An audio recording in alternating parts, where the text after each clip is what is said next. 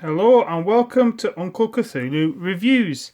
Today I'm going to be talking about my 10mm American Civil War project and giving you a few pointers about what to think about when you start constructing your American Civil War project. 10mm, equally appropriate advice, I suppose, for 15mm or 6mm.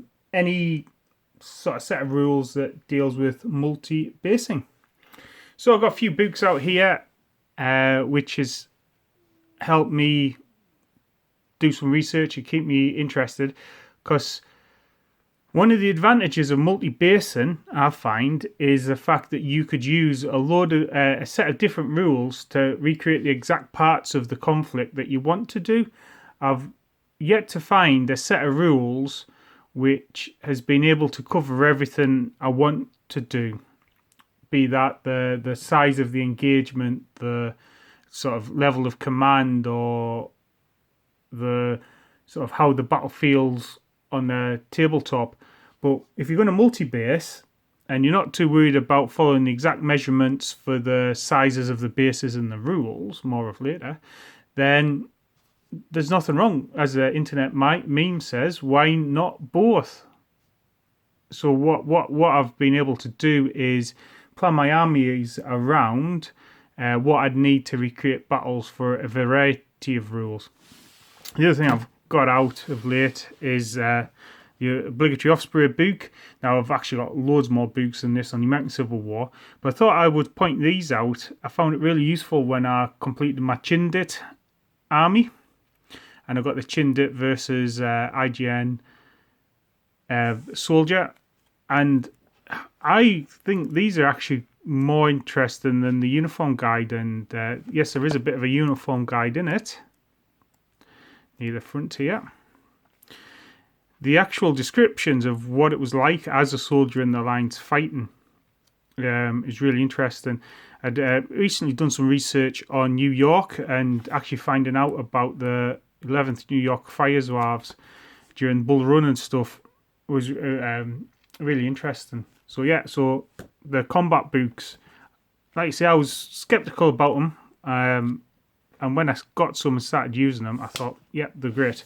So you've seen here, what's left in front then are 3 rule books that, or a supplement in the case of Glory Hallelujah by Black Powder, which have been really useful. So got Regimental Fire and Fury. So the original Fire and Fury is sort of a brigade level scale, and I really enjoyed playing Fire and Fury and Johnny Reb back in the day when they did 15mm American Civil War about 20 years ago. I really like the charts coming out. I really like the sort of feel for the rules. It's a really attractive, well laid out rule book. Some really nice examples. Now, I had totally forgotten about how many bases you needed to use to fight the battles. So at the back, so for example, pull in there, Battle of Seven Pines, for example. So the previous one has you need 260 Confederate bases, I think it is, but most of that's cavalry and dismounted cavalry. But there you go. So for this battle, you need 210 Confederate bases and 184 Union bases. So that's a lot of stands. But yeah, I really remember Fire and Fury being a really nice set of rules. Black Powder, Black Powder is dead easy to use and pick up, and actually, this is a beast of a book. It's probably one of the thicker sort of supplements they've done. Certainly bigger than the Napoleonic ones and say the Zulu War ones. Laid out as all the Black Powder ones are. History of the conflict to begin with, optional rules, and then it gets into the army list building, unit size. When I went to France, unit sizes, etc.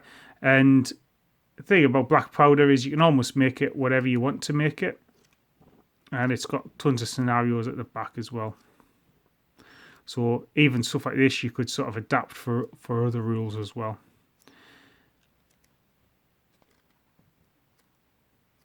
So yeah, so that was certainly big inspiration. And actually, this is 15mm pig rules for the common man.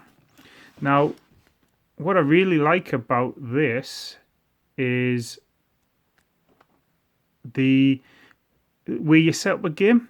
So every game becomes a mini campaign. So you have sort of like dice allocate to different things.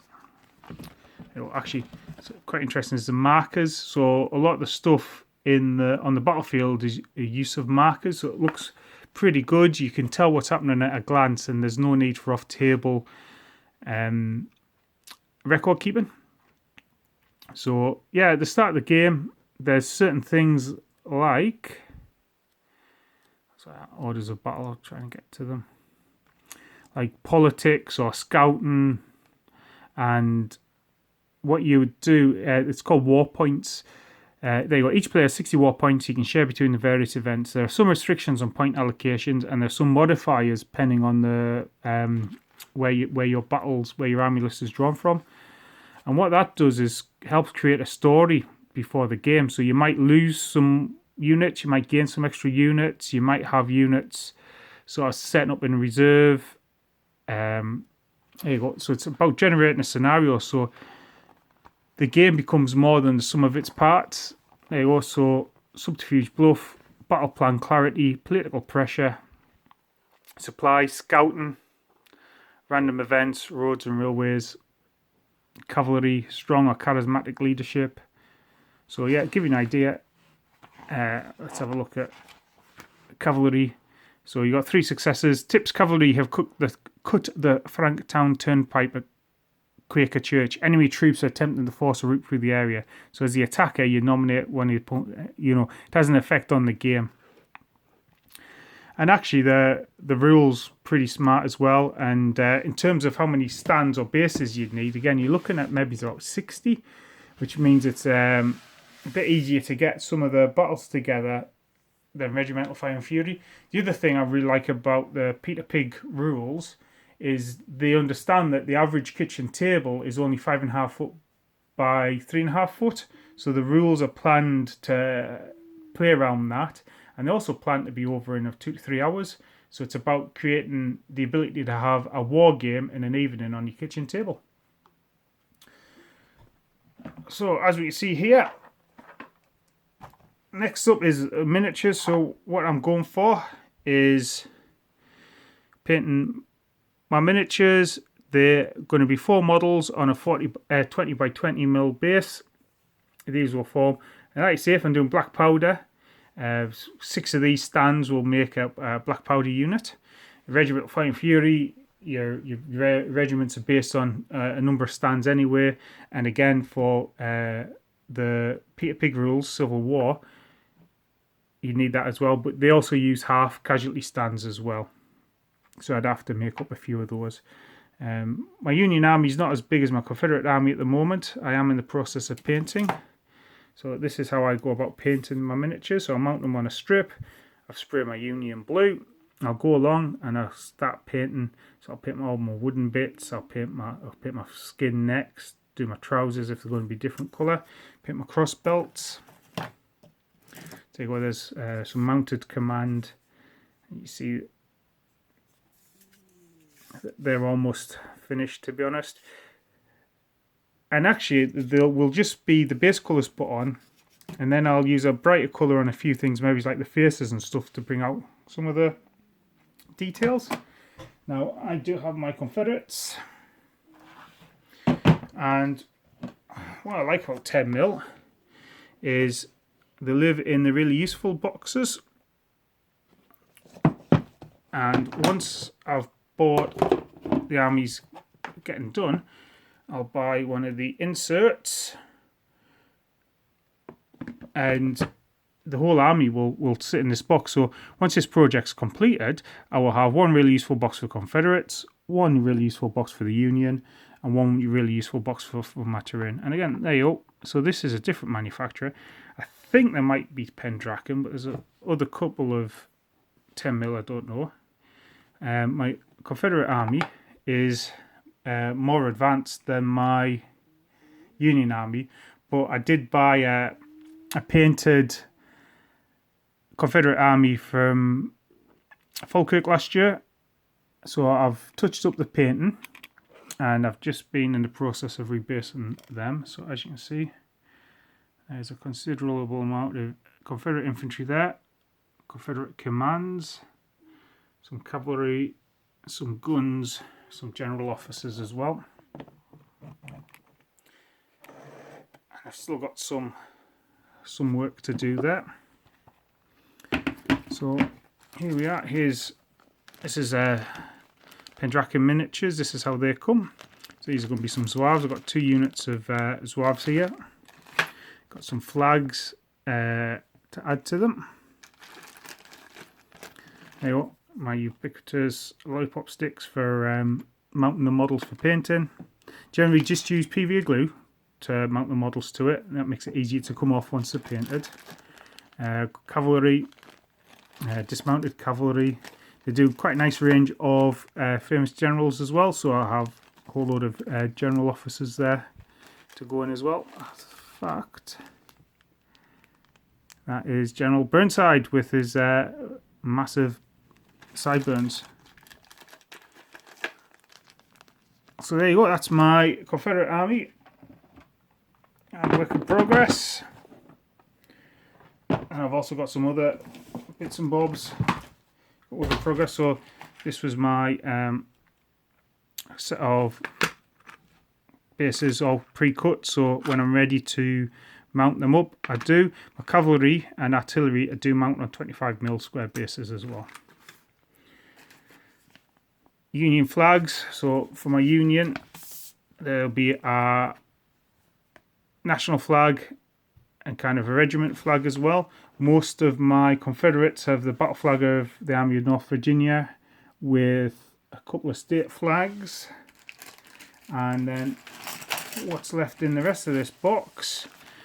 So this is how your Callistra models come. So they actually come with their own bases.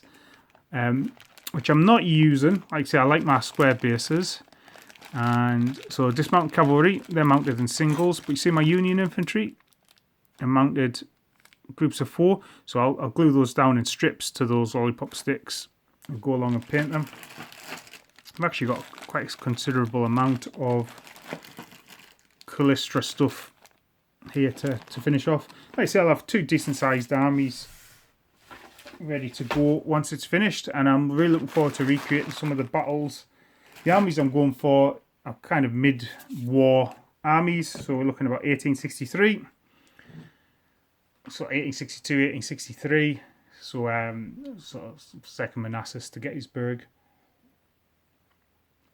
primarily based around the war in the East, which I know more about, but it's pretty easy to just run any, at scale 10mm. The difference in uniforms at that size isn't going to be that noticeable either. So, and like I say, I'm pretty excited by getting my armies together for the American Civil War. I've got set aside kind of a month to be working on these guys before I get round to getting back to my big Napoleonics and getting them done for the Great Game. So yeah, American Civil War. Let me know what you do for American Civil War wargaming and how that's come out, and yeah, let's see some of your sort of miniatures and what you've done for them. So yeah, so that's been where I am at the moment, my inspirations for putting the armies together and showing you off what's being done at the moment. So you have a great time gaming. And yeah, I look forward to chatting to you about the American Civil War. Catch you later. Goodbye.